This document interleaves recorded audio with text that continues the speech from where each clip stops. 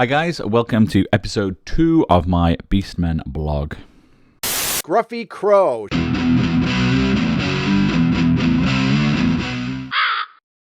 Okay, so in the first episode, we got everyone on these bases and we got them all sanded up.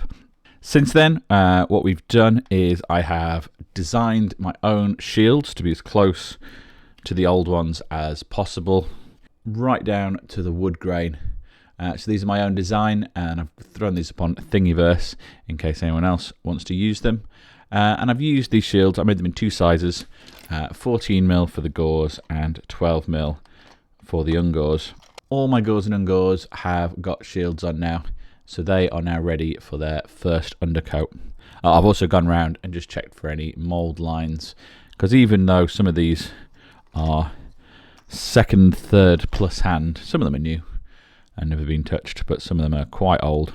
It doesn't necessarily mean the people before have gone through. So yeah, so they're all tidied up and they are ready to spray. I've made a few changes to the way I want to organise the project since the last video also. Instead of the first goal being 1,000 points, I've actually split up the entire project into 500 point chunks, which means the first section is 2 beast herds, or if we're looking at old world, 2 units of the beastmen, the gauze and the ungauze, some hounds, and there is going to be a chariot in the first 500 points. So my idea is to continue with the sort of general plan of splitting it up, but get this whole 500 points painted, which is probably going to be the most challenging to paint of all the chunks of 500 points, because we've got the most bodies.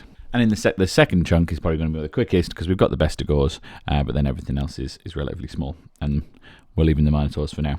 Another thing we have for my project is this box. So let's get a suitably dangerous looking implement here. I'm not sure where the top is. It does appear to be spilling balls everywhere, which is mildly frustrating. That is a whole lot of balls. Excellent. And the first thing to come out of this sort of crazy lucky dip is a relatively pristine looking ungor, already on a 25mm base. I'm just glancing down at my ungor unit, which is still here. This is a sculpt that I don't currently have. So I needed 10 more of these if I wanted to make another beast herd, or if I wanted to upgrade that unit to 30 or something similar. And there should be 9 in here. Okay, I've gone and fetched a nice big tub, and we're just going to empty the box like this. Appears to be some hamster bedding in here also. And we'll have a rifle through. So we have the shaman that I've already got. We have this guy. I've already got one of these too, part painted, so he can go in the to strip pile. We have this shaman, and I do have one of these, but mine has been converted to change the staff up a little bit, which I still really like actually. But it's nice to have a whole original one as well, now that they are getting rarer. When I converted this guy up, these were 10 a penny. I think there is 10 regular gauze.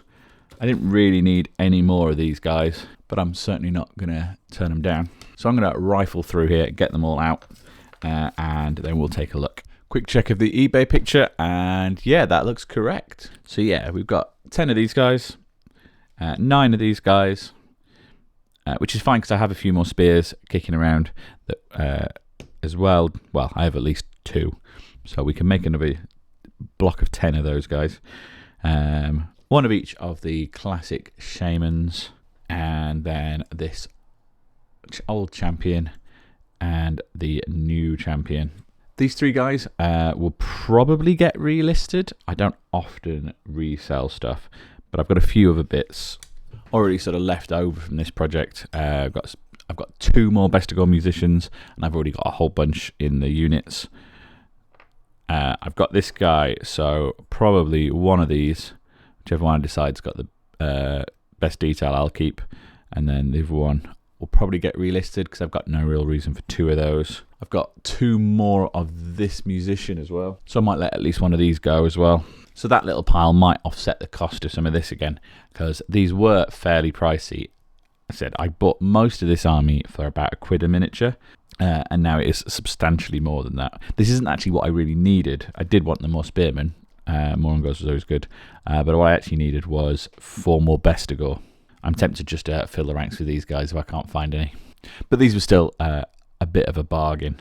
But I think this means that I now have more than enough to get me like up to like say 3,000 points, no hassle. And because of the fantastic new shields that I designed that I just mentioned, with the rings on the back, I can also equip them all with shields without any issue whatsoever. I don't have to worry about that. It is amusing me that while I'm chipping away getting everything based undercoated for this army, these are some of the oldest models that I've got.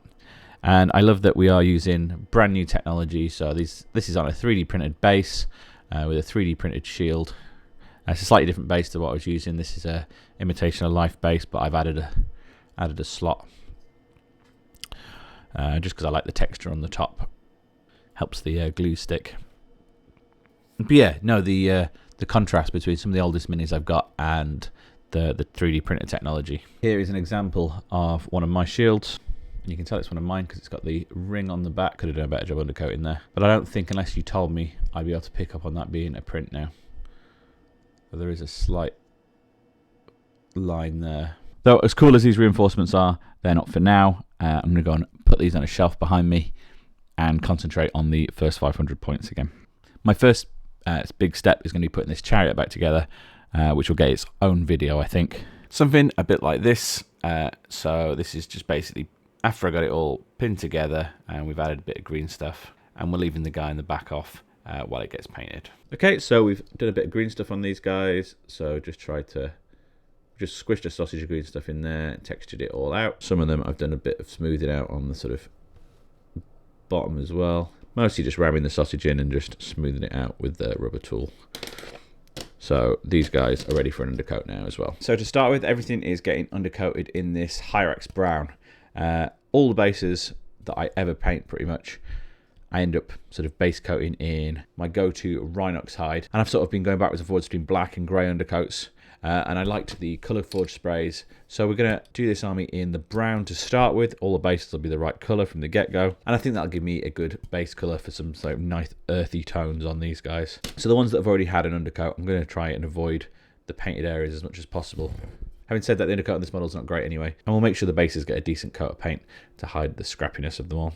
Okay, so here we have the entire first 1,000 points, all based, finished, green stuffed, and undercoated. And then some of them, we'll see how it goes, but I'm going to give them a dusting with this white bone for this sort of zenithal highlighted, sort of pre-shaded look. We've got the Ungors and the Gors, or the two beast herds, if you sort of mix them together. Minotaurs, Bestigors, a chariot, Shaman, Wargor, and the Hounds. And it's basically the same list for 1,000 points if I was playing 6th edition or the old world. And my plan is to get all of this painted before I do anything else. I will say I haven't just done this since the last video. I also prepped and based. We've got the rest of my Bestigor, so 15 more Bestigor, another 20 Gors, another 10 Ungor in case I want to turn them into a beast herd, or if we wanted to make this unit a sort of 6x6 and turn this into a unit of 30. Now, these things I just brought over don't actually appear in my lists until the sort of later stages, so I'm going to do my best now to ignore them and just get the first 1,000 points painted. So to that end, I've printed off some of these plastic beastmen, and I'm going to be trying different colour schemes until I find one that I'm really happy with. If anyone's got a really nice reddish brown beastman colour scheme, let me know a good recipe to try in the comments, because I'm still not sold, and it's going to be a big decision for getting these guys painted. I need to decide soon, but you'll have to watch the next video to see how they come out. And that's all for this video. Please let me know what you thought down in the comments. Maybe subscribe for more. And as ever, thanks for watching. Bye.